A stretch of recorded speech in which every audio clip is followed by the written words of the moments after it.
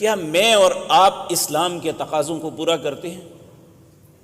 اس میں کوئی شک نہیں، نماز اسلام کا اہم ستون ہے،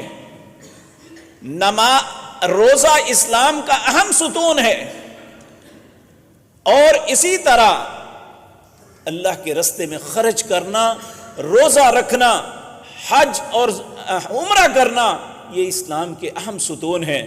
لیکن اسلام انہیں پہ ختم نہیں ہوتا، اسلام ہماری پوری زندگی کا احاطہ کرتا ہے۔